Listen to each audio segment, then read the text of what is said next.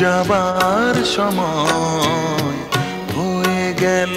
ঢাকাই চলচ্চিত্রে সোনালী যুগের প্রিয় মুখ ইলিয়াস কাঞ্চন আজ লড়ছেন জীবন মৃত্যুর যুদ্ধে। ব্রেন টিউমারে আক্রান্ত এই নায়ক বর্তমানে লন্ডনের একটি হাসপাতালে চিকিৎসাধীন। এমন সংকটময় সময়ে পুরনো সহ অভিনেতাকে দেখতে গেলেন চিত্রনায়িকা রোজিনা। দীর্ঘ সময় পেরিয়ে পুরনো এই তারকাদের একত্রিত হওয়ার পর এ সময় আবেগঘন এক পুনর্মিলন ঘটে হাসপাতালের কক্ষে। বড় সুখে দুটি চোখে জল এসে যায়। ইলিয়াস কাঞ্চনের ব্রেন টিউমারের বিষয়টি আগে থেকেই জানার কথা স্বীকার করে রোজিনা জানান, একটা সময় তিনি লন্ডনেই ছিলেন এবং পরে কানাডায় চলে যান। তবে অভিনেতার পরিবারের সঙ্গে নিয়মিত যোগাযোগ বজায় রাখতেন তিনি। সেপ্টেম্বরের মাঝামাঝিতে রোজিনা কাঞ্চনের মেয়ের বাসায় গিয়ে সাক্ষাৎ করেন।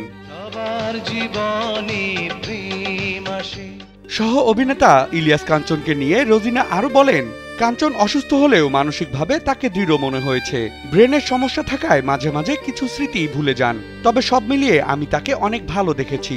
এ সময় তিনি আরো উল্লেখ করেন, কাঞ্চন যদিও শারীরিকভাবে অসুস্থ নিয়মিত নামাজ পড়ছেন এবং কথাবার্তা একটু আস্তে ধীরেই বলছেন।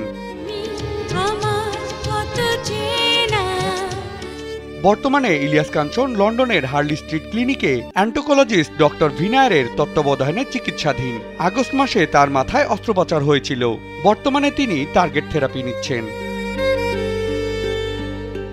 ইলিয়াস কাঞ্চনের এই অসুস্থতার খবরে ভক্তদের পাশাপাশি রীতিমতো উদ্বিগ্ন দেশের সিনে অঙ্গন। সম্প্রতি বাংলা চলচ্চিত্রের আলোচিত খল অভিনেতা মনোয়ার হোসেন দীপজল সামাজিক যোগাযোগ মাধ্যম ফেসবুকে একটি ফটো শেয়ার করে লেখেন, ইলিয়াস কাঞ্চন ভাই অসুস্থ, বর্তমানে তিনি লন্ডনে চিকিৎসাধীন, তার জন্য কোটি মানুষের দোয়া। মহান আল্লাহ তাআলা যেন তাকে দ্রুত আরোগ্য দান করেন এবং আগের মতো উদ্যমী প্রাণবন্ত রূপে আমাদের মাঝে ফিরিয়ে আনেন।